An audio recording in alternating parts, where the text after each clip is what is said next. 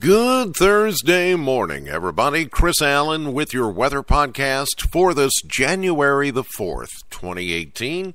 It is exactly 5 a.m. Central Time, and we've got a lot going on as far as a little bit of light snow. Some of you picked up some snow showers this morning. Some of you still getting some of that up around Litchfield and Grayson County, Hardin County, up toward E-Town, over toward Greene County, Hart County. Yeah, there's a little bit on the roads, too. So some of the school systems have decided to run late this morning or run on a delay. You can check the Polar Report at wbko.com/closings, and you can see the list there. And, you know, just keep hitting that F5 button on your computer. That's a refresh. If you didn't know that, you can refresh the page to see if something's been added. Just hit that F5 button anytime you want to do that. Or many of you have signed up for our push notifications through the WBKO app. That way you'll get it automatically when we get the actual notification from the school systems when they decide to make a decision. So just watch out for a few icy spots this morning. Otherwise, the other thing to watch out for, we're now back under the deep freeze. We hit 33 for a high temperature yesterday in Bowling Green at around 3:30 in the afternoon at the Bowling Green Airport, 1 degree above freezing. But it's not, of course, as I mentioned yesterday, for one day only.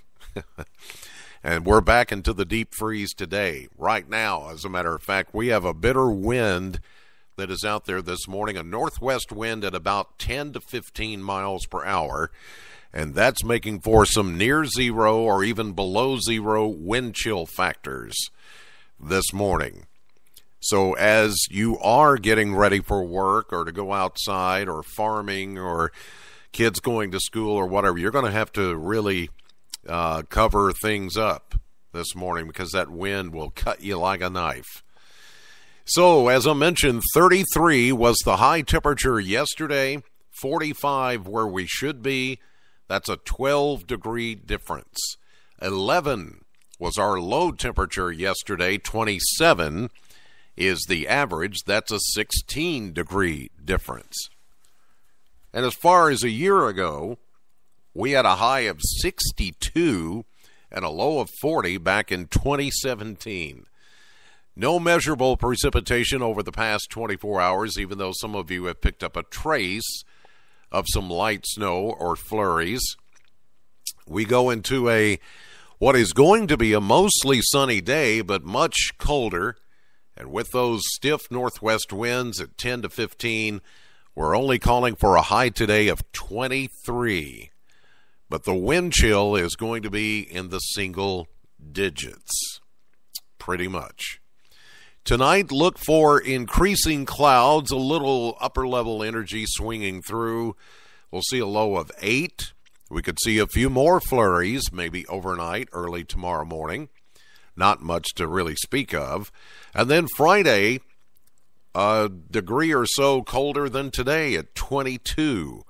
With a north wind at 7, we'll get down to 7 for an overnight low Friday night. Saturday, a little moderation, sunshine, and 27.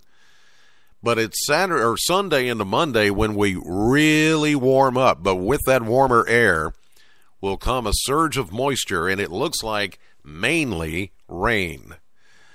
We're looking at a 90% chance of rain likely as we get into Sunday afternoon and Sunday night after a high of 44.